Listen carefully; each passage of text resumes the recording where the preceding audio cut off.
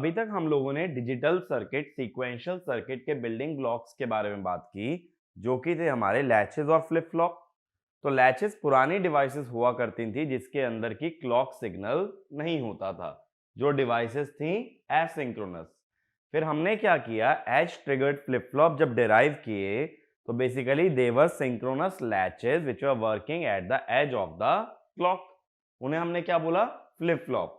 तो flip flop का काम क्या था, it was use to store 1 bit of data.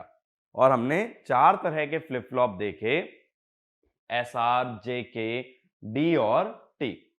अब हम लोग क्या करने वाले हैं, अब हम लोग ये देखेंगे कि इन फ्लिप फ्लॉप्स का एप्लीकेशन क्या होता है। तो सबसे पहला एप्लीकेशन जो हम देखने वाले हैं इस लेक्चर के अंदर वो होता है रजिस्टर। ठीक है, फर्स्ट एप्लीकेशन हम देख रहे हैं रजिस्टर्स। अब देखो क्या होता है, हमने ये बोला फ्लिप फ्लॉप 1 बिट को स्टोर कर सकता है, तो उसके अंदर स्टोर डेटा कौन सा माना जाता है, क्यू वाला। जो क्यू आउटपुट है that is the stored information inside a flip flop. लेकिन एक फ्लिप फ्लॉप सिर्फ एक ही बिट को स्टोर कर सकता है, तो अगर हमें मल्टीपल बिट स्टोर करनी होती हैं तो हमें मल्टीपल फ्लिप फ्लॉप की जरूरत पड़ती है, और मल्टीपल फ्लिप फ्लॉप के कॉम्बिनेशन को कहा जाता है रजिस्टर। ठीक है, तो रजिस्टर का बेसिक पर्पस क्या हुआ, they are used to store multiple bits of information inside a computer और इनसाइड अ माइक्रो कंप्यूटर। जैसे 8085 माइक्रो प्रोसेसर पढ़ते हैं तो उसके अंदर बहुत सारे रजिस्टर होते हैं, जैसे एक्यूमुलेटर होता है B C D E H L, और हर एक रजिस्टर इसमें 8 बिट स्टोर कर सकता है। ठीक है, तो 8 बिट स्टोर करने के लिए 8 फ्लिप फ्लॉप की जरूरत पड़ेगी। तो रजिस्टर में सिंपल याद रखो, the number of bit stored is equal to number of flip flop required. अब देखो रजिस्टर जनरली 2 कैटेगरीज में डिवाइड किए जाते हैं। पहली कैटेगरी होती है बफर रजिस्टर,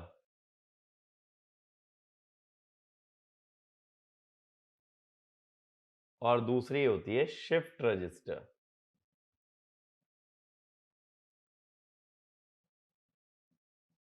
अब ये बफर रजिस्टर का काम क्या होता है कि ये सिर्फ डेटा को स्टोर कर सकता है, यानी इसके अंदर डेटा को राइट कर सकते हो या इससे डेटा को रीड कर सकते हो।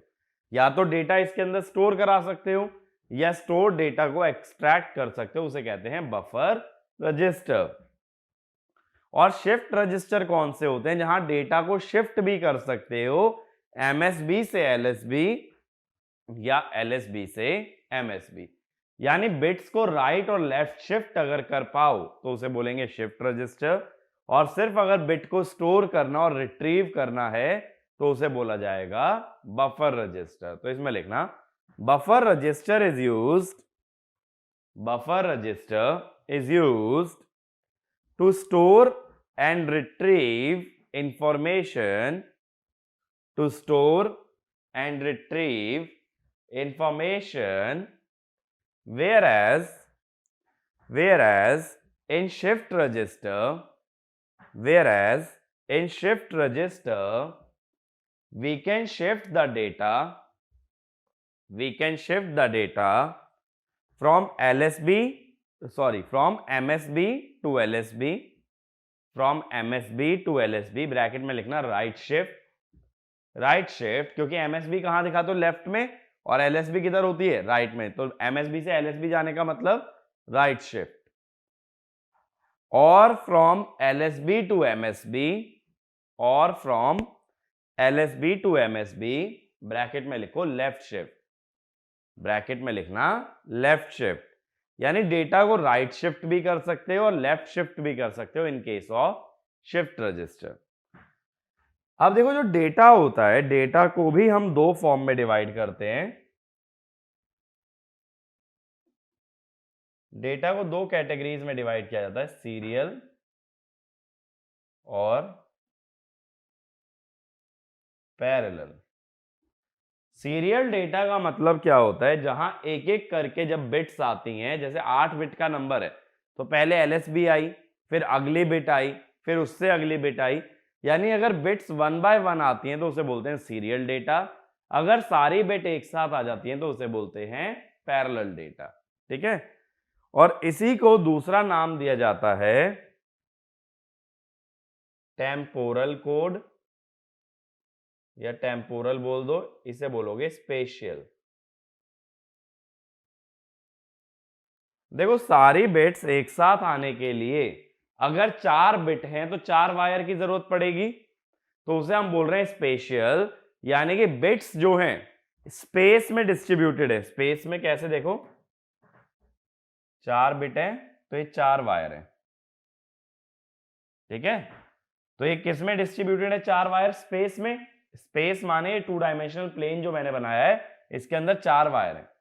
टेम्पोरल या सीरियल का मतलब होता है, जैसे मान लो t इक्वल टू 0 पे LSB आ गई, फिर t इक्वल टू t पे नेक्स्ट बिट आ गई, next significant bit, t equal to 2t पे अगली बिट आ गई, इस तरह चलता रहेगा। यानी जो बिट्स हैं वो डिवाइडेड हैं टाइम में, तो उसे बोल रहे हैं टेम्पोरल। टेम्पोरल माने टाइम पे बेस्ड, स्पेशियल माने स्पेस पे बेस्ड। तो parallel data is also called as spatial code and serial data is called as temporal code. तो बेसिकली 2 तरह का डेटा हम पढ़ेंगे, सीरियल और पैरेलल, और इसी के बेसिस पे हम डिजाइन करेंगे शिफ्ट रजिस्टर। ठीक है, तो शिफ्ट रजिस्टर की जो भी कैटेगरीज होती हैं वो सीरियल और पैरेलल डेटा पे बेस्ड होती हैं। ये बात समझ आई? अगर चारों बिट 4 अलग अलग वायर से आ रही हैं तो वो क्या है? पैरेलल डेटा या स्पेशियल कोड। और चारों बिट अगर एक ही वायर पे आ रही हैं बट एक के बाद एक आ रही हैं तो वो टाइम में डिवाइडेड है, तो वो हो गया टेम्पोरल कोड या सीरियल डेटा। अब शिफ्ट रजिस्टर कुछ इस कैटेगरी से बनाए जाते हैं, जैसे सीरियल इन सीरियल आउट, यानी इनपुट भी सीरियल डेटा है, आउटपुट भी सीरियल डेटा है। Serial in parallel out, input है सीरियल, आउटपुट है parallel. Parallel in serial out, कि इनपुट है पैरेलल डेटा और आउटपुट है सीरियल डेटा। इस तरह से शिफ्ट रजिस्टर्स को हम लोग डिजाइन करते हैं डिपेंडिंग अपॉन कि इनपुट और आउटपुट डेटा का फॉर्मेट क्या है। दोनों में ही 2 पॉसिबिलिटी बनती हैं, एक तो सीरियल और एक parallel.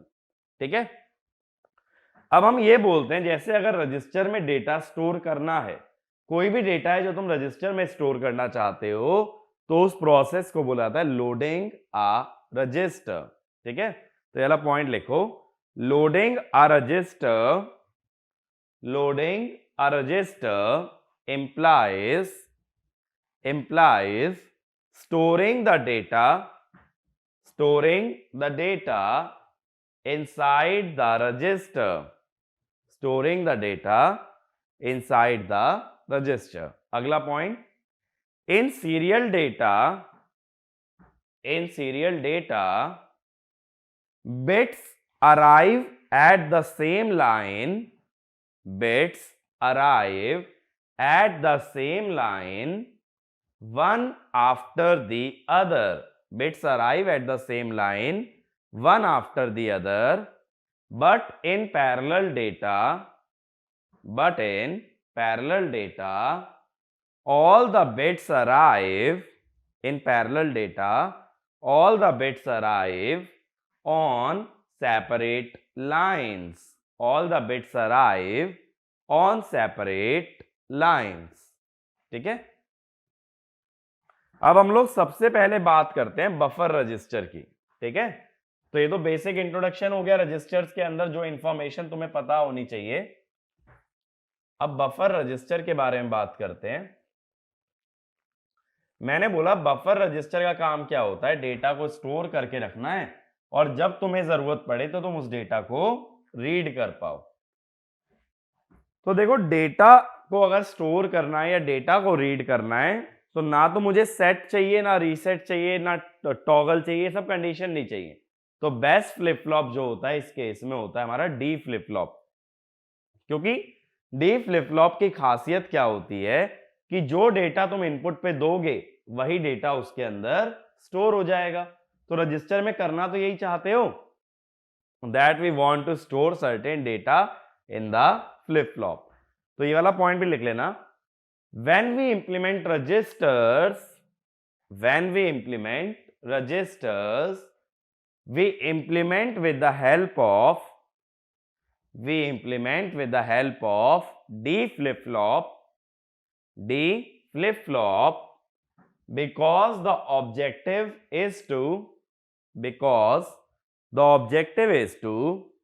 store the data input to the flip-flop. Store the data input to the flip-flop. जो भी डेटा फ्लिप फ्लॉप में लगाओगे उसी को स्टोर करने का ही हमारा ऑब्जेक्टिव है। अब देखो कैसे बनाएंगे।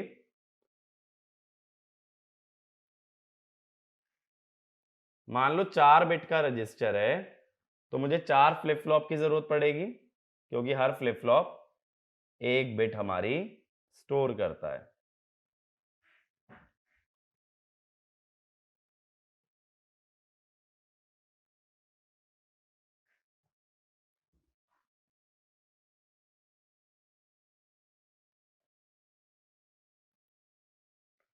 अब ये मैंने 4 फ्लिप फ्लॉप बना लिए। अब देखो इसके अंदर ये MSB है तो D3 Q3, ये नेक्स्ट बिट है D2 Q2, अगली बिट D1 Q1 और LSB D0 Q0। अब ये सर्किट जो होता है सिंक्रोनस सर्किट होता है। सिंक्रोनस सर्किट का मतलब सारे फ्लिप फ्लॉप सेम क्लॉक से काम करते हैं, ठीक है।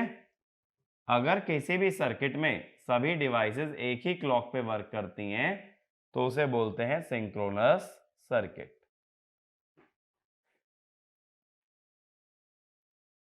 तो देखो क्लॉक हमने सबके अंदर एक ही दी है।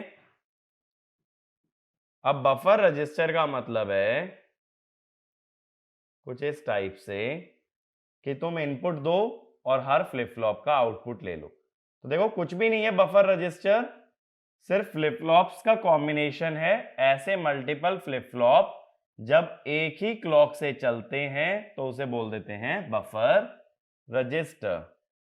तो इसमें जो तुम्हें इनपुट देना है वो तुम डी पे लगा दो और जो आउटपुट लेना है वो कहां मिल जाएगा, क्यू पे मिल जाएगा, ठीक है।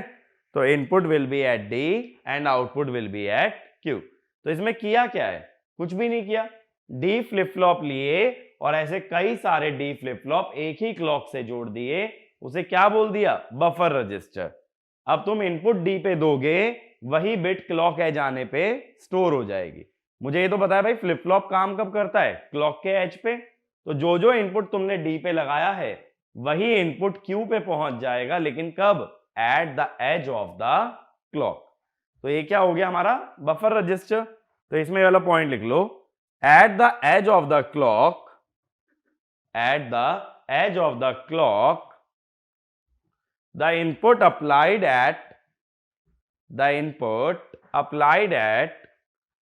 D terminal, the input applied at D terminal gets stored at the output of the flip flop, gets stored at the output of the flip flop, ठीक है। अब अगला लिखना controlled buffer register, controlled buffer register. अब controlled buffer register में देखो design में modification क्या करते हैं।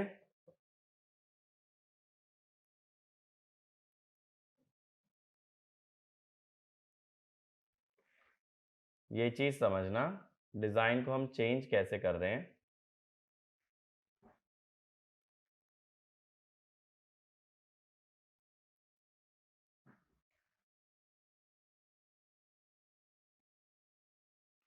ये और गेट लगा दिया।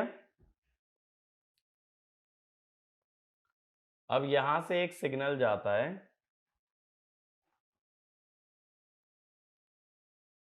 जो सभी गेट्स के अंदर जाना चाहिए। थोड़ा और ऊपर ले लेते हैं।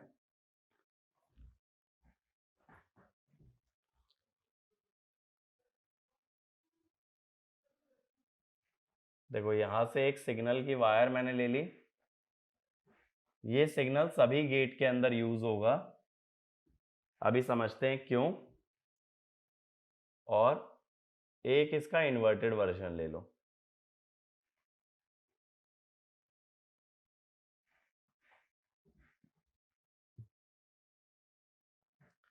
अब देखो एंड गेट थोड़ा छोटा बना रहा हूं, ये मेरा एंड गेट, दोनों एंड गेट का आउटपुट और गेट में जा रहा है। ये है अपना एंड गेट और दोनों एंड गेट का आउटपुट और गेट में। ठीक है, बेसिकली एसओपी समझ लो। एंड गेट क्या बनाएगा, प्रोडक्ट टर्म बनाएगा, और गेट की मदद से मैं उसका सम कर लूंगा। ये एंड गेट लग गए। अब देखो, पहले इस सिग्नल को मैं नाम दे देता हूं लोड। पहले एंड गेट में इससे ले लो, लोड से, सभी में लोड।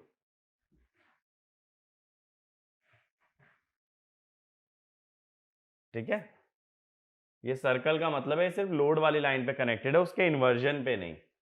ऐसे ही दूसरे गेट में लोड के कॉम्प्लीमेंट से।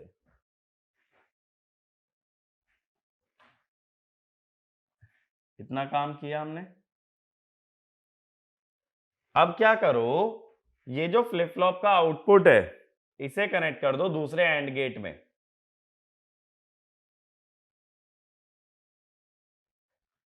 तो दूसरे एंड गेट में मैं क्या कनेक्ट कर रहा हूं, फ्लिप फ्लॉप के आउटपुट को।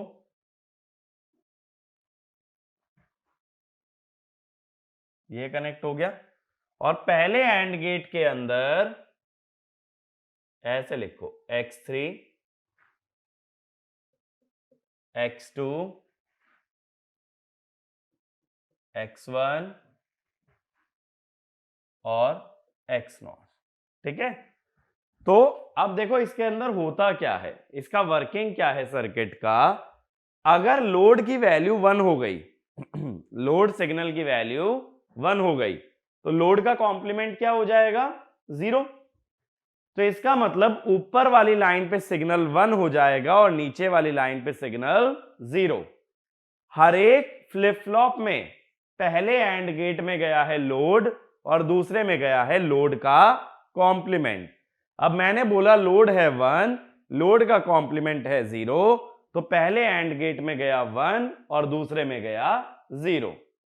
पहले एंड गेट में 1 और दूसरे में 0 गया, तो दूसरे एंड गेट का आउटपुट भी क्या हो जाएगा, 0। ये बात क्लियर हुई, दूसरे एंड गेट का आउटपुट क्या हो जाएगा, 0। तो यहां पे देखो लोड 1 आया, यहां पे आया x इंटू 1 क्या आएगा, x प्लस 0, तो यहां पे क्या पहुंच गया, x।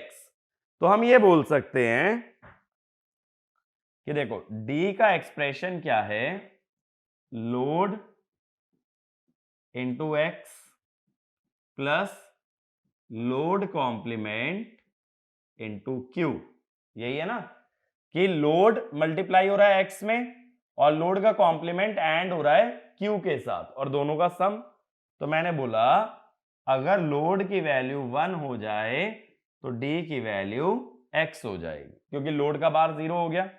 और ऐसे ही अगर लोड 0 हो जाए, लोड अगर 0 हो जाए तो ये वाली टर्म चली गई, लोड का बार 1, तो d किसके बराबर हो गया, q के। अब इसका मतलब ये हुआ अगर लोड पे 1 लगाते हो तो जो भी तुम्हारा इनपुट है वो कहां पहुंच रहा है, डी पे। इनपुट अगर डी पे पहुंच रहा है तो क्लॉक एज आते ही वो इनपुट फ्लिप फ्लॉप के अंदर स्टोर हो जाएगा। ठीक है, लेकिन लोड अगर 0 है तो आउटपुट ही वापस इनपुट में चला गया। अगर यही आउटपुट इनपुट में आ गया तो अगली क्लॉक एज पे फिर आउटपुट में आएगा, फिर यही इनपुट में जाएगा, फिर अगली क्लॉक एज पे फिर आउटपुट में आएगा। तो बेसिकली एक लूप बन गई ना। तो जो भी डेटा स्टोर्ड था वही डेटा स्टोर्ड रहेगा अगर लोड को 0 कर दिया। बात समझ आ रही है, अगर लोड को 0 कर दोगे तो डेटा में क्या जाएगा, आउटपुट, तो आउटपुट वापस इनपुट में गया, क्लॉक एज आने पे यही इनपुट आउटपुट में आ गया, आउटपुट वापस इनपुट में गया, क्लॉक एज आने पे वापस आउटपुट पे आ गया। तो जो डेटा था वही स्टोर्ड रह जाएगा अगर तुम्हारा लोड 0 है। तो बेसिकली इसके अंदर मैंने एक एडिशनल कंट्रोल दे दिया कि चाहो तो डेटा स्टोर करा लो नया, या जो डेटा स्टोर्ड था उसे मेंटेन कर लो। ठीक है, तो इसमें लिखना if load equal to 1, if load equal to 1, then the input data then the input data gets stored then the input data gets stored in the flip flop gets stored in the flip flop. But if load is 0, but if load is 0, then the data stored remains as it is inside the register, remains as it is inside the register. कहने का मतलब अगर तुम्हें write operation करना है, register के अंदर कुछ लिखना है, कुछ स्टोर करना है, तो तुम्हें लोड को 1 करना पड़ेगा। लोड 1 पे जो भी डेटा इनपुट पे होता है वो स्टोर हो जाता है और लोड 0 पे जो स्टोर्ड था डेटा एज इट इज रह जाता है। ठीक है, तो ये होता है हमारा बफर रजिस्टर। अब अगला हम आते हैं शिफ्ट रजिस्टर पे। शिफ्ट रजिस्टर में पहला लिखना parallel in parallel out, parallel in parallel out. ठीक है,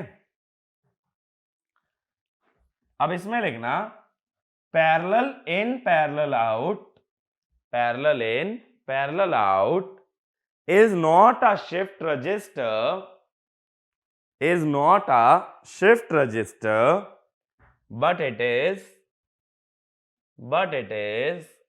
a buffer register, but it is a buffer register in which the input data is stored in the flip-flop, input data is stored in the flip-flop parallelly, and the output can also be accessed, and the output can also be accessed parallelly, parallelly. ठीक है, तो देखो इसी को पीपो register भी कहते हैं। पीपो माने पैरेलल इन पैरेलल आउट, मतलब चारों डेटा या चारों इनपुट एक साथ लगाओगे और चारों आउटपुट भी एक साथ मिल जाएंगे। अब जैसे मान लो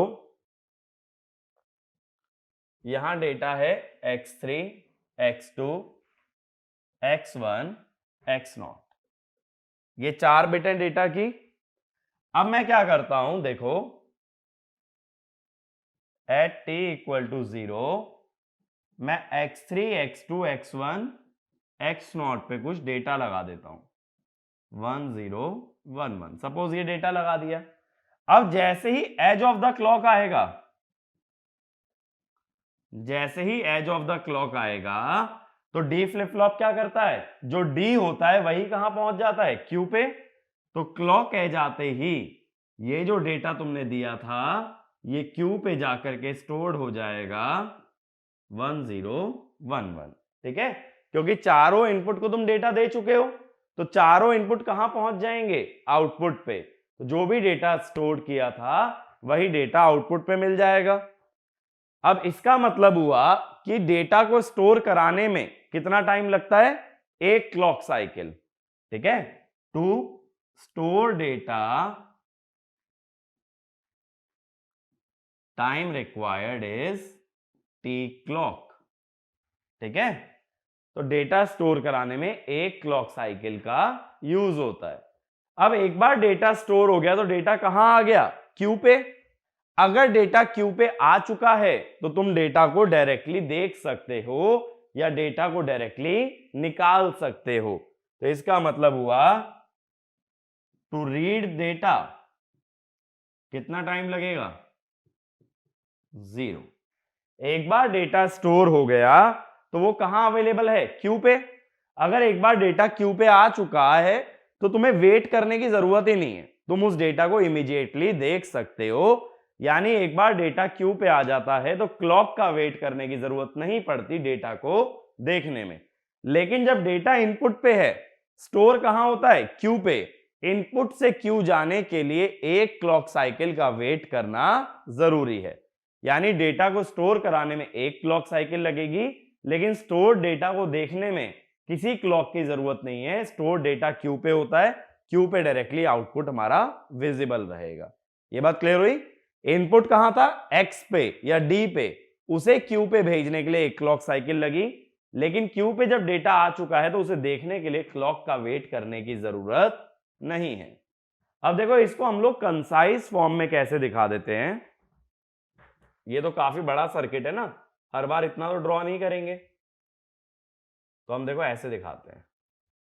4 बिट को 4 बॉक्सेस से दिखा दिया, ये दिखा दिया भाई यहां पे क्लॉक है।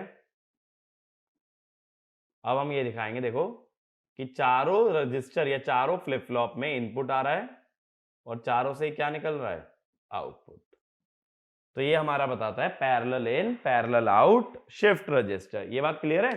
तो मैंने कुछ भी नहीं किया, 4 फ्लिप फ्लॉप को एक ही रेक्टेंगल के अंदर 4 बॉक्सेस से रिप्रेजेंट कर दिया, ठीक है। तो जितने बिट होंगे उतने इसके अंदर सेल बना दोगे या उतने बॉक्सेस बना दोगे, तो ये रजिस्टर को शो करने का एक कंसाइज रिप्रेजेंटेशन, ठीक है, इजी रिप्रेजेंटेशन है। पैरेलल क्यों बोल रहा हूं मैं डेटा को, चारों बिट पैरेलली आ रही हैं और बाहर भी चारों बिट पैरेलली जा रही हैं, यानी पैरेलल इन पैरेलल आउट, ठीक है।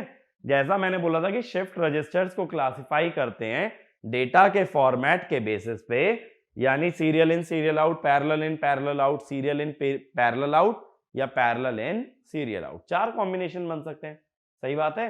इनपुट पे भी सीरियल पैरेलल हो सकता है, आउटपुट पे भी सीरियल पैरेलल हो सकता है। इस बेसिस पे कितने कॉम्बिनेशन बने, 4। और मैंने क्या बताया, parallel in parallel out actual में एक शिफ्ट रजिस्टर नहीं होता, ये क्या होता है, एक बफर रजिस्टर। और बफर रजिस्टर का काम क्या होता है, डेटा को स्टोर करने का, ना कि डेटा को शिफ्ट करने का। तो इसमें डेटा शिफ्ट नहीं हो सकता, कहने का मतलब डेटा एमएसबी से एलएसबी भी नहीं जा सकता और एलएसबी से एमएसबी भी नहीं आ सकता। क्यों नहीं जा सकता, कोई कनेक्शन ही नहीं है। 2 फ्लिप फ्लॉप में कुछ कनेक्शन नहीं है आपस में, तो एक फ्लिप फ्लॉप का डेटा दूसरे फ्लिप फ्लॉप तक नहीं जा पाएगा। शिफ्टिंग करने के लिए पहली कंडीशन ये होगी that the flip flops must be connected together, ठीक है। अब अगला लिखना, अगला रजिस्टर लिखो 4 bit serial in serial out shift register.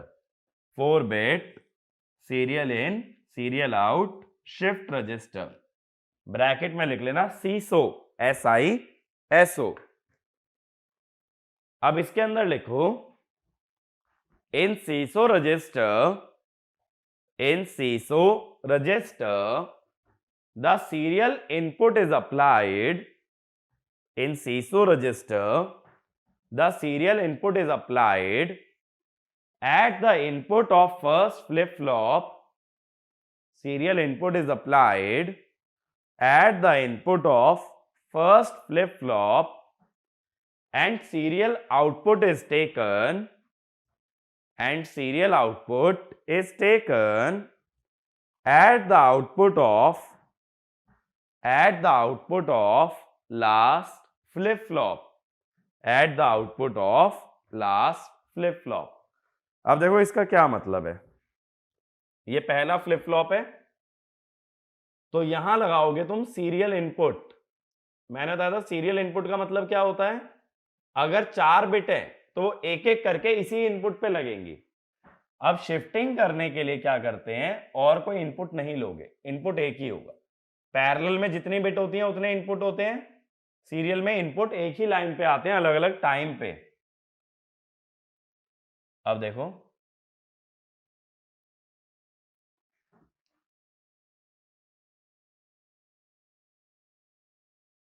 यहां पे मिल गया सीरियल आउटपुट, ये बात क्लियर हुई कनेक्शन। हमने पहले फ्लिप फ्लॉप में एमएसबी में क्या लगाया, सीरियल इनपुट, और एलएसबी में क्या लगाया, सीरियल आउटपुट। अब देखो पहले फ्लिप फ्लॉप का आउटपुट दूसरे के लिए क्या है, इनपुट है, दूसरे का आउटपुट तीसरे के लिए इनपुट है, तीसरे का आउटपुट चौथे के लिए इनपुट है। इसका मतलब यहां डेटा ट्रांसफर हो सकता है एक फ्लिप फ्लॉप से दूसरे फ्लिप फ्लॉप, क्योंकि एक का आउटपुट दूसरे के इनपुट से कनेक्टेड है। यह बात समझ आ रही है कि यहां डेटा ट्रांसफर पॉसिबल है, इसीलिए इसे शिफ्ट रजिस्टर बोलेंगे। बट पिछले वाले केस में दो फ्लिप फ्लॉप में कोई कनेक्शन ही नहीं था, तो एक फ्लिप फ्लॉप से दूसरे फ्लिप फ्लॉप तक डेटा नहीं जा सकता, लेकिन यहां बिल्कुल जा सकता है। ठीक है, अब ये समझो वर्किंग क्या होगी। इसके अंदर जो सीरियल इनपुट लगेगा वो 1 बाय 1 हम लगाएंगे D3 पे, और सीरियल आउटपुट भी जो मिलेगा वो 1 बाय 1 कहां मिलेगा, Q0 पे। ठीक है, और डेटा कैसे जाएगा, देखो सीरियल इनपुट यहां हुआ, आउटपुट के लिए किस तरफ जा रहा है, राइट की तरफ, तो इसे बोलोगे शिफ्ट राइट रजिस्टर या राइट शिफ्ट रजिस्टर, क्योंकि data will be shifted from left to right. तो पहले इसकी वर्किंग समझ लेते हैं। देखो मान लो सीरियल इनपुट पे मैं डेटा फिर से लगा रहा हूं 1011, ठीक है। अब इनिशियली ये मान लो, देखो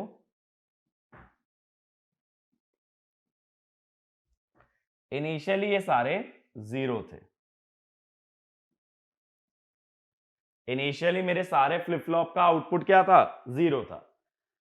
अब जैसे ही क्लॉक का एज आया, पॉजिटिव एज ट्रिगरिंग है ना, क्लॉक का एज आया, पहला बिट तुमने क्या लगाया, 1, वो पहला बिट कहां स्टोर हो गया, Q3 पे, 1 स्टोर हो गया।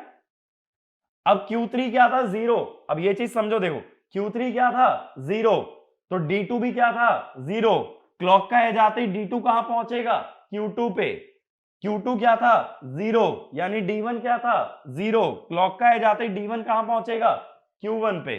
Q1 क्या था, 0, यानी D0 क्या था, 0। तो क्लॉक एज आते ही D0 कहां पहुंचेगा, Q0 पे। एक बात ध्यान रखना, जब डेटा ट्रांसफर कर रहे हो तो डेटा कौन सा लिया जाता है, मैंने क्या बताया था जब वेवफॉर्म ड्रॉ की थी फ्लिप फ्लॉप में, डेटा हमेशा देखते हैं क्लॉक से जस्ट पहले वाला। क्लॉक से जस्ट पहले चारों डेटा क्या थे, 0। इसके इनपुट पे क्या लगा था, 1। क्लॉक एज आते ही 1 यहां पहुंच गया, लेकिन यहां पे कौन सी वैल्यू देखोगे, क्लॉक से पहले वाली। क्लॉक से पहले वाली वैल्यू यहां थी 0। ये जो 1 आया है ये क्लॉक के बाद आया। दोबारा समझो, यहां 1 लगाया, क्लॉक एज आते ही यहां पे क्या आ गया, 1, यानी कब आया, क्लॉक एज के बाद। लेकिन हम डेटा कब देखते हैं, क्लॉक एज से पहले। क्लॉक एज से पहले यहां था 0, तो क्लॉक एज आते ही यहां पे भी क्या आ गया, 0। क्लॉक एज से पहले यहां था 0, तो यहां पे भी क्या आ गया, 0। क्लॉक एज से पहले यहां था 0, तो आगे भी क्या आ गया, 0। तो कहने का मतलब जो Q3 था वो कहां पहुंच गया, Q2 पे। यही तो हुआ, Q3 वाला D2 पे था, और D2 कहां जाएगा, Q2 पे। Q2 कहां पहुंच गया, Q1 पे, और Q1 कहां पहुंच गया, Q0 पे। ये बात समझ आई। हमने क्या बोला, जो भी Q3 प्रेजेंट था वही D2 था, क्लॉक एज आते ही वो कहां पहुंच गया, Q2 पे। यानी इफेक्टिवली Q3 Q2 पे पहुंचा क्लॉक एज आते ही। लेकिन Q3 की कौन सी वैल्यू यूज की, क्लॉक से पहले वाली, बाद वाली यूज नहीं कर सकते। बाद वाली क्यों नहीं कर सकते, बाद में तो क्लॉक एज जा चुका है, अब ट्रांसफर क्यों होगा डेटा। ये चीज सोचो ना, डेटा ट्रांसफर कब होगा, क्लॉक के एज पे। तो क्लॉक के एज पे कौन सा डेटा ट्रांसफर होता है, which is just before the clock edge, ना कि just after the clock edge. ये बात बहुत अच्छे से ध्यान रखना, डेटा वही ट्रांसफर होगा जो क्लॉक से पहले था। अब देखो ये वाली बिट चली गई, अगली बिट तुमने क्या लगाई, 1। अगला क्लॉक एज आया, तो ये वाला 1 जो है सेकंड वाला, ये कहां पहुंचेगा, Q3 पे। Q3 वाला कहां पहुंचेगा, Q2 पे। Q2 वाला जाएगा Q1 पे, Q1 वाला जाएगा Q0 पे। ठीक है, अगला क्लॉक एज आया, अब अगली बिट क्या लगाई, 0, तो 0 आ गई Q3 पे। Q3 ट्रांसफर हुआ Q2, Q2 ट्रांसफर हुआ Q1, Q1 ट्रांसफर हुआ Q0। लास्ट बिट क्या लगाई, 1। Q3 ट्रांसफर हुआ Q2, Q2 गया Q1, Q1 गया Q0। ठीक है। अब देखो आ गया यही डेटा 1011 जो लगाना था, ठीक है।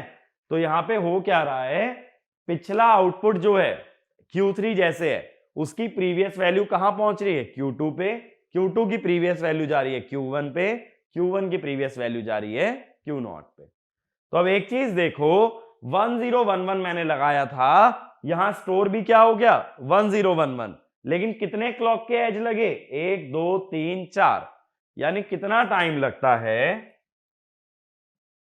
टाइम टू स्टोर डेटा, कितना टाइम लगा, n into T clock, where n is number of bits. 4 bit थी तो स्टोर कराने में 4 क्लॉक पल्सेस लगी, तो यानी 4 इंटू टी क्लॉक हो जाएगा, या in general n into T clock. अब बात करते हैं सीरियल आउटपुट की, ठीक है, सीरियल आउटपुट की बात करते हैं। अब देखो डेटा स्टोर हो चुका है, क्या डेटा स्टोर हो चुका है, 1011, ठीक है। अभी कोई क्लॉक नहीं है, अब आउटपुट की बात कर रहा हूं तो डेटा स्टोर मान के चलूंगा कि स्टोर डेटा को बाहर निकालना है।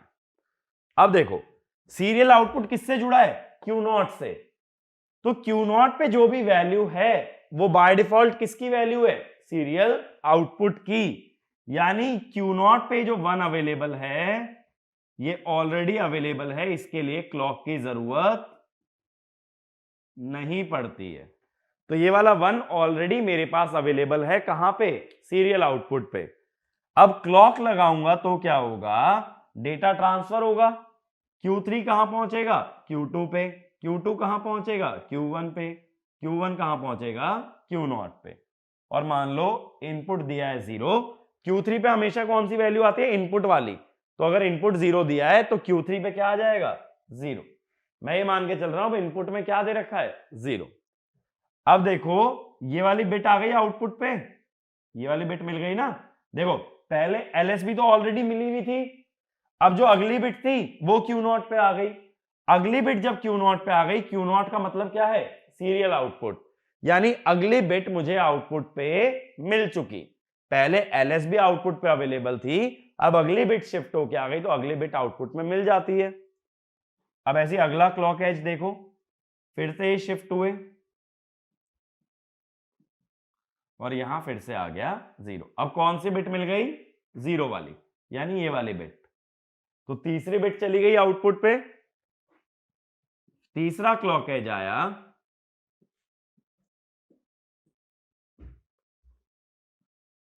अब ये वाली बिट आउटपुट पे मिल गई, यानी ये, तो चारों बिट बारी बारी से आउटपुट पे पहुंच गई, कितने क्लॉक एज लगे, 3 क्लॉक एज लगे, यानी टाइम टू रीड डेटा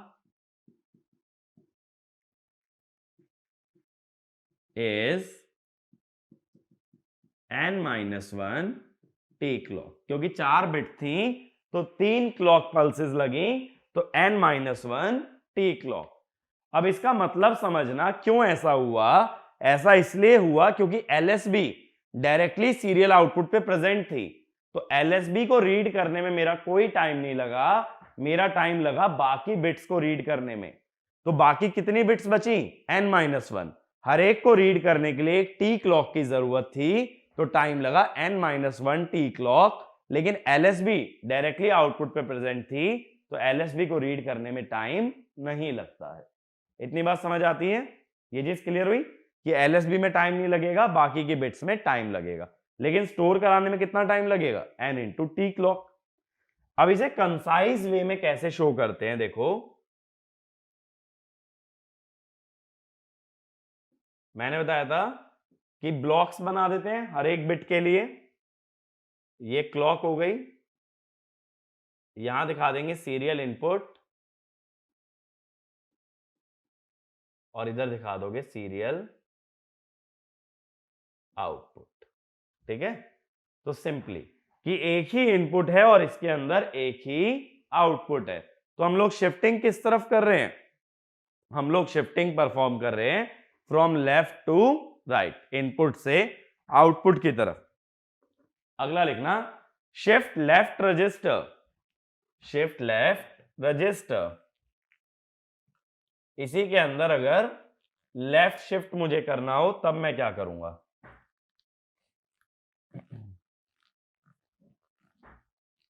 देखो लेफ्ट शिफ्ट में कनेक्शन कैसे चेंज करना है ये हमें समझना है।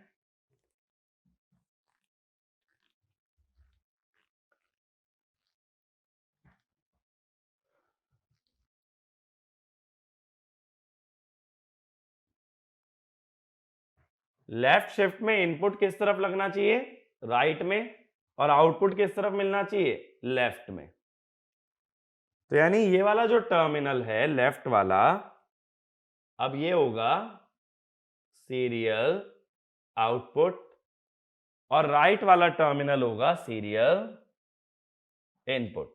अब देखो कैसे, D naught Q naught, D one Q one, D two Q two and D three Q three. ठीक है, और इसके अंदर क्लॉक का टर्मिनल भी थोड़ा सा मॉडिफाई करना पड़ेगा अपने को।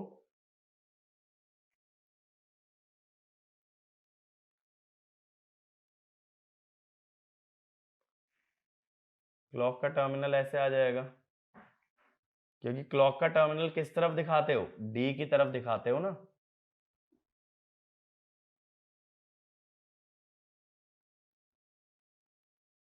इस तरह से, ठीक है। अब डेटा किस तरफ चलेगा?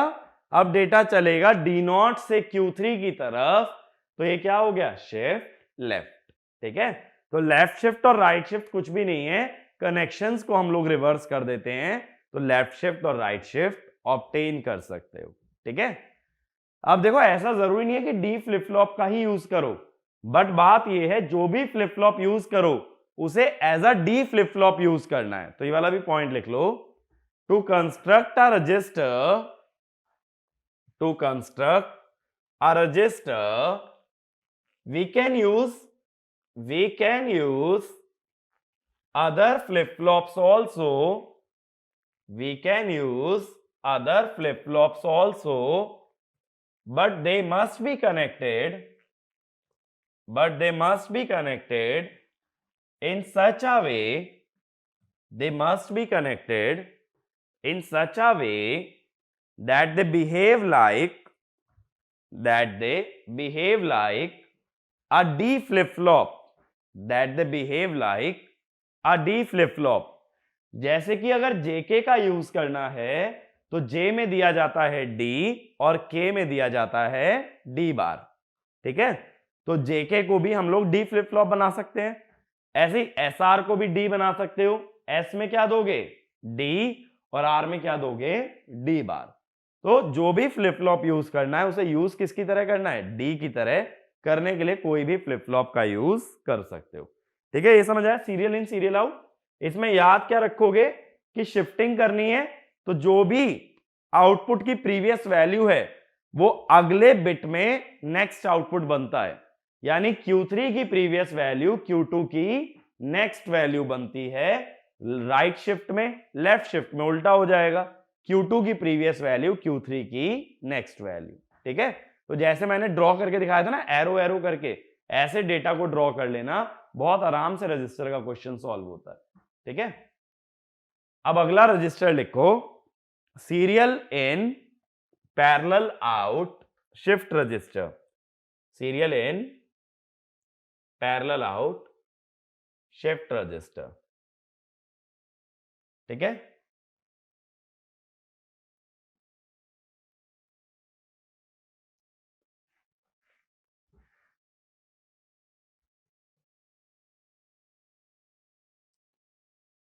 तो मैं 4 फ्लिप फ्लॉप ले लेता हूं, फिर से 4 बिट के रजिस्टर की बात कर रहा हूं, और मैं कैसा फ्लिप फ्लॉप दिखाऊंगा? डी वाला।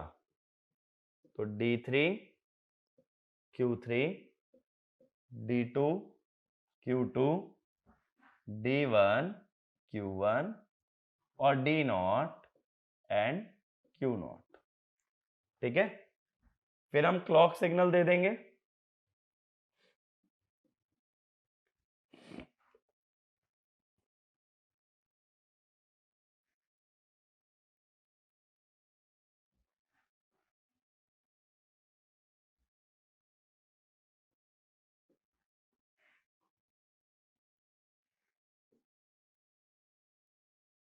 ये हमने क्लॉक सिग्नल दे दिया।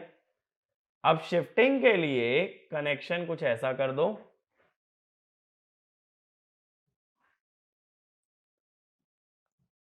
ठीक है, और यहां पे क्या कर दो, सीरियल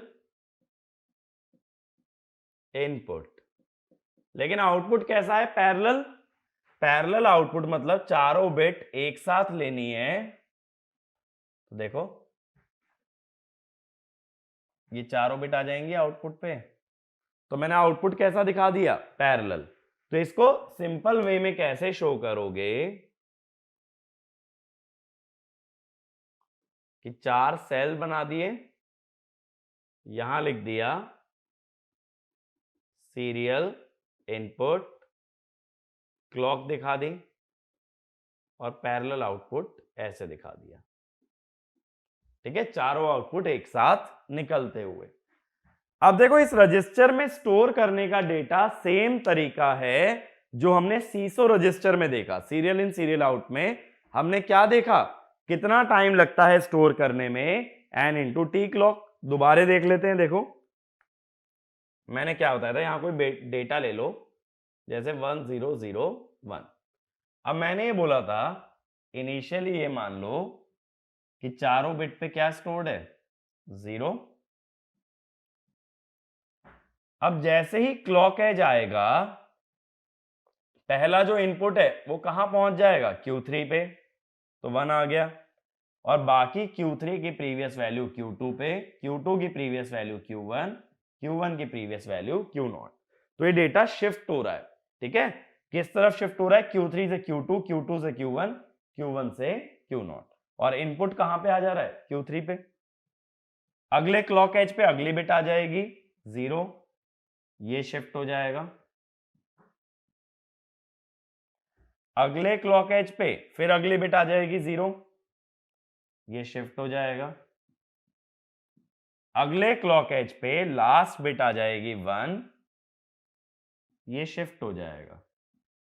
आ गया डेटा 1001। कितने क्लॉक एज लगे, 4 क्लॉक एज। तो ये ध्यान रखो सीरियल डेटा देने में हमेशा n इंटू टी क्लॉक ही टाइम लगता है, रजिस्टर चाहे कोई भी हो। तो इसमें वाला पॉइंट लिख लो, to load a register serially, to load a register serially we always require n into t clock time, n into t clock time, irrespective of the type of register, irrespective of the type of register। और एक बार data store हो गया, अब एक चीज सोचो, data parallelly निकाल रहे हो, एक बार डेटा स्टोर हो गया तो डेटा कहां आ गया, Q3, Q2, Q1, Q0 पे।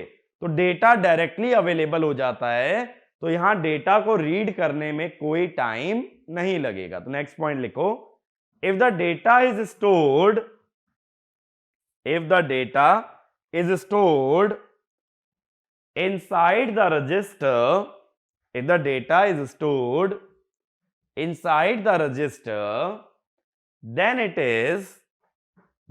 is already available, then it is already available at the output, so we do not need a clock cycle, so we do not need a clock cycle to read the data, we do not need a clock cycle to read the data, ठीक है, ये वाला clear हुआ। तो कितना time लगेगा लिखने में, n इंटू टी क्लॉक, और रीड करने में 0 क्लॉक साइकिल। तो ये वाला कौन सा हो गया अपना, सीरियल इन पैरेलल आउट। अब लास्ट कैटेगरी लिखो रजिस्टर की, parallel in serial out, parallel in serial out. अब देखो इसको कैसे हम बनाते हैं। अब की बार आउटपुट एक ही टर्मिनल पे लेना है क्योंकि आउटपुट सीरियल है, और इनपुट मल्टीपल लेने हैं क्योंकि इनपुट पैरेलल है। ठीक है, अब देखो यहां तो डायरेक्टली जैसे मैंने इनपुट दे दिया x3, अब यहां फिर से एक सिग्नल ले लो ऐसा लोड, जैसा हमने कंट्रोल्ड बफर रजिस्टर में लिया था ना। इसका रीजन समझाता हूं क्या होगा।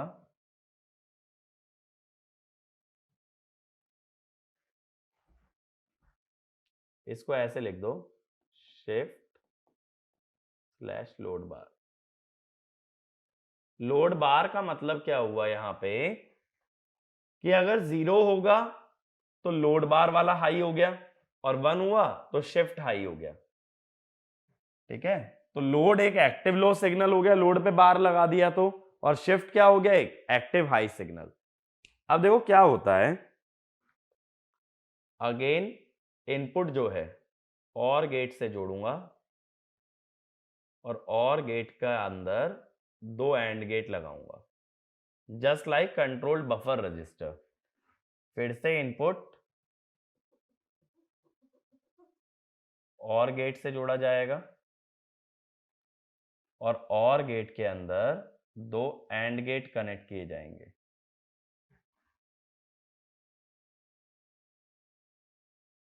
ठीक है, एंड गेट थोड़े छोटे बना रहा हूं। अब मुझे क्या करना है, अगर लोड करूंगा तो मुझे डेटा फ्लिप फ्लॉप में लोड करना है, तो लोड वाला सिग्नल एक्टिव कब होगा, जब लोड 0 हो। 0 यानी कौन से वाला, देखो एक चीज समझो, अगर यहां 0 भेजा तो मैं कहूंगा लोड करूंगा, और अगर 1 भेजूंगा तो क्या करूंगा, शिफ्ट। ये चीज समझो, 0 पे लोडिंग, 1 पे शिफ्टिंग। तो लोडिंग जब 0 पे है तो कौन सा यूज करूं, बार वाला सिग्नल। बार वाला सिग्नल इसमें दे दो, बार वाला इसके अंदर दे दिया। अब लोड कौन सा डेटा करना होता है, लोड करना होता है देखो ऐसे, x1 x0, या एक काम करते हैं, चलो ठीक, सॉरी x2, और इधर x0, यही डेटा तो लोड करोगे।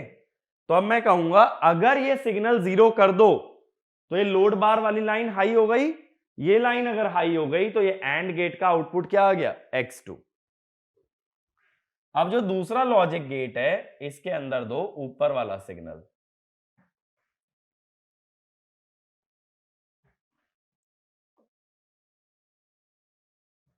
ठीक है, और इस एंड गेट में दूसरा इनपुट क्या दोगे, पिछले का आउटपुट।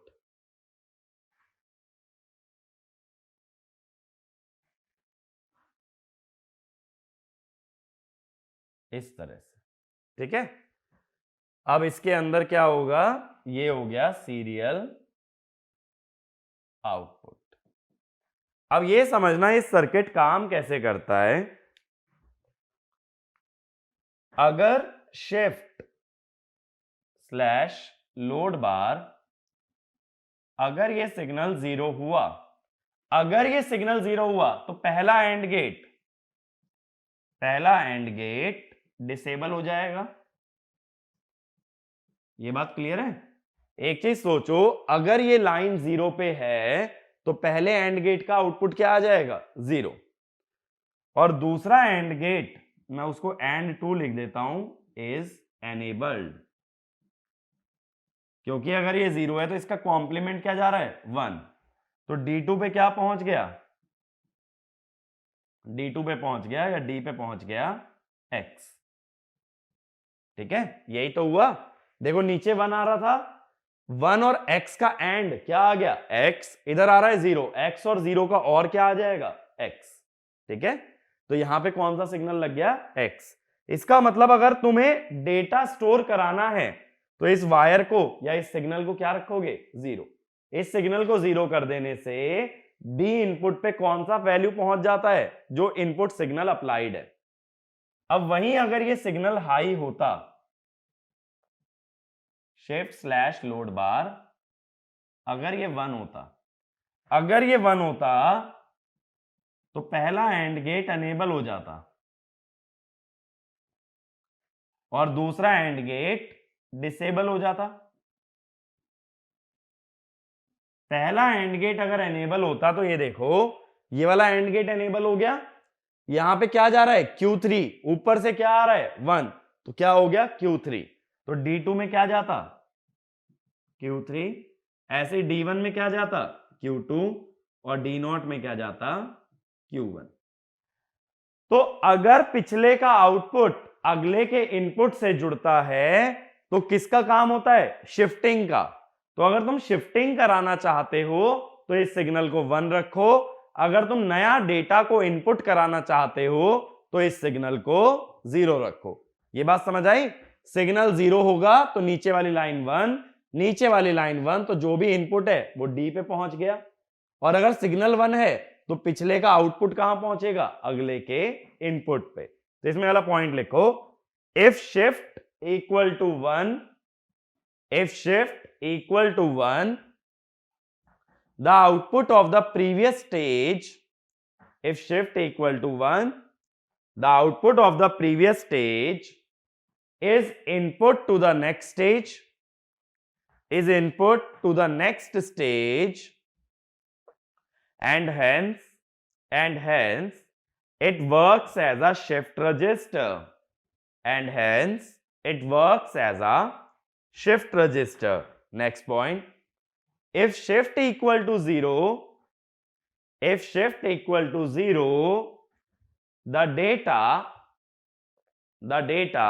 ऐसे लिख लेना x3 x2 x1 x0, साथ में x3 x2 x1 x0 is input to the register, is input to the register, and the register is loaded, and the register is loaded। तो ये डेटा रजिस्टर में load हो जाता है, कौन सा data, x3 x2 x1 x0। तो अगर शिफ्ट को 0 रखोगे तो डेटा लोड हो जाएगा, शिफ्ट को 1 रखोगे तो डेटा शिफ्ट होने लगेगा। तो ये काम होता है हमारा पैरेलल इन सीरियल आउट का। ये बात क्लियर हुई। अब डेटा को पैरेलली अगर इनपुट करना है तो डेटा को राइट करने में कितना टाइम लगेगा, तुमने चारों डेटा लगा दिए, अब उसे क्यू पे पहुंचने में कितना टाइम लगेगा, एक क्लॉक साइकिल। जैसे ही क्लॉक आएगी सारा डेटा कहां ट्रांसफर हो जाएगा, क्यू पे। पैरेलल इनपुट देने में एक ही क्लॉक साइकिल लगती है, चारों इनपुट अवेलेबल रहेंगे, क्लॉक आ जाते ही इनपुट कहां पहुंच जाएगा, आउटपुट पे। अब मैंने बताया था रीड करने के लिए, जब सीरियली रीड करोगे तो एलएसबी तो ऑलरेडी आउटपुट से कनेक्टेड है, बाकी की बिट्स को रीड करना पड़ेगा, तो कितना टाइम लगता है n-1 t क्लॉक। ठीक है, क्योंकि एक चीज देखो, Q0 तो डायरेक्टली आउटपुट पे आ गया, Q1 को अगर आउटपुट पे भेजना है तो एक क्लॉक साइकिल, Q2 पे 2, Q3 के लिए 3, तो टोटल लगेंगी 3 या n-1 t क्लॉक। ये बात क्लियर हुई। तो ये वहां से डायरेक्टली ले सकते हो जो हमने पढ़ा था सीरियल इन सीरियल आउट। तो सीरियल आउट में कितना टाइम लग रहा था, n-1 t क्लॉक, और पैरेलल इन पैरेलल आउट में देखा था पैरेलल इन में कितना लग रहा था, t क्लॉक। ठीक है, तो अब अगर ये टाइम को ही हम समराइज कर दें, क्योंकि ये टाइम काफी इंपॉर्टेंट है, अगर हम ये टाइम को ही समराइज कर दें कि कितना कितना टाइम लगता है, तो देखो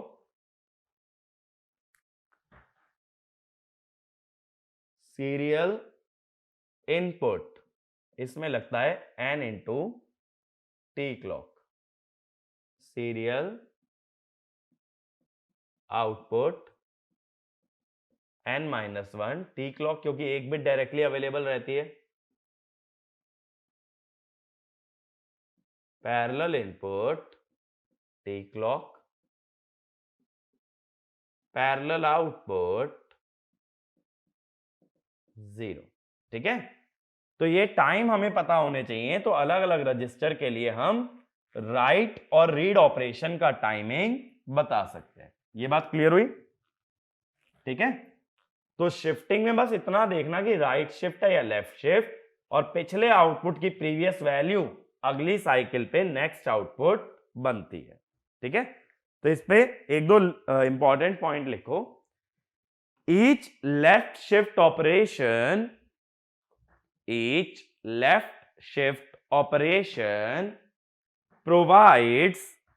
provides a multiplication by 2, provides a multiplication by 2। देखो कैसे, सपोज ये डेटा है, अब इसका डेसिमल नंबर क्या होगा,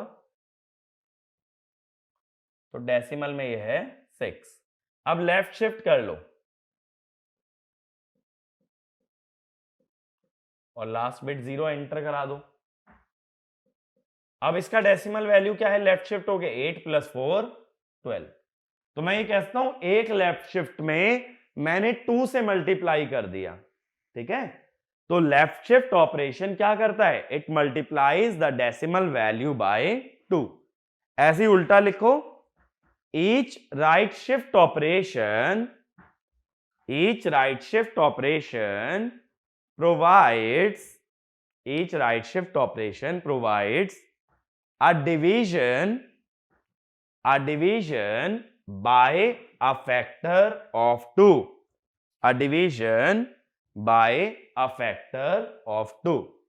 ठीक है, तो जस्ट इसका उल्टा ले लो, राइट शिफ्ट करते तो नीचे वाले नंबर से ऊपर वाला नंबर आता, तो मैं कहता मैंने 2 से डिवाइड कर दिया। ठीक है, तो ये ध्यान रखना, इसका प्रैक्टिकल एप्लीकेशन मल्टीप्लीकेशन और डिवीजन बाय 2 होता है। अब इस पे एक क्वेश्चन लिखो, देखते हैं कैसे सॉल्व करते हैं। क्वेश्चन लिखना, the circuit shown in the figure is a 4-bit SIPO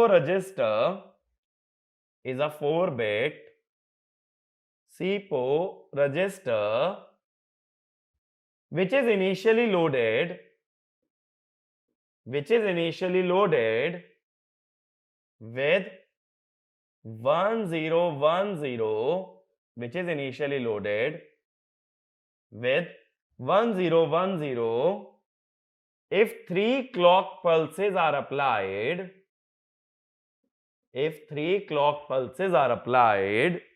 what is the data stored in the system?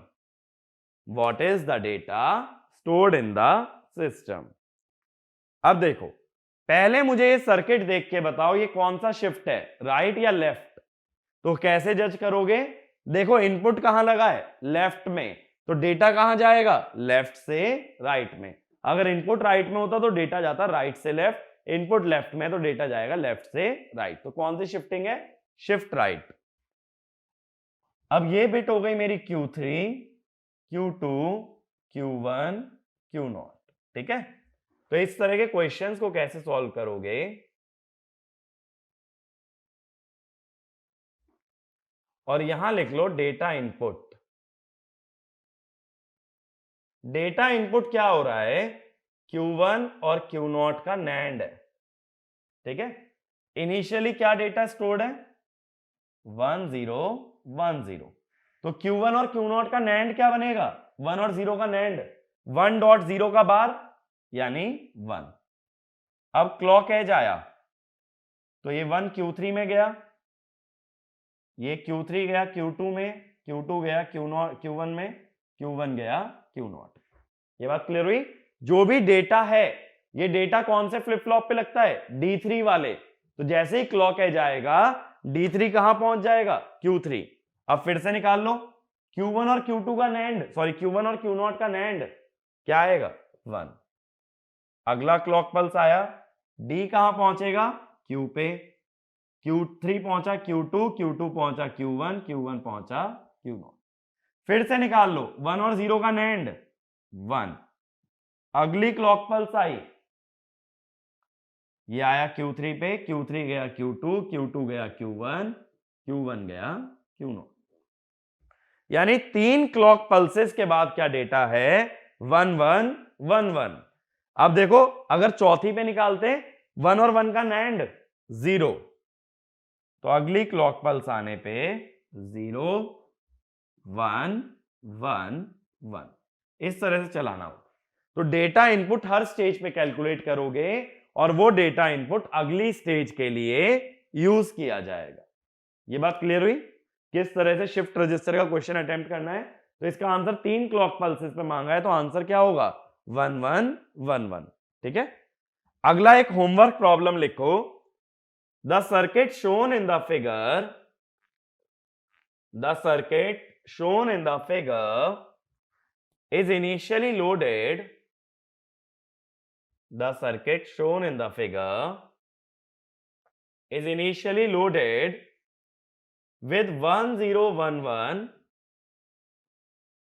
1011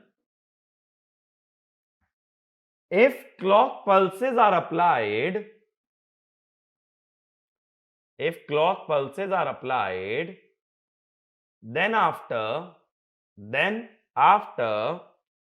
how many clock pulses, then after how many clock pulses data again becomes, after how many clock pulses data again becomes 1011, data again becomes 1011। तो देखो पिछले question के अंदर मैंने clock pulses बता रखी थी 3 है और मैंने पूछा था 3 के बाद डेटा क्या है। इसमें मैंने डेटा बता रखा है 1011।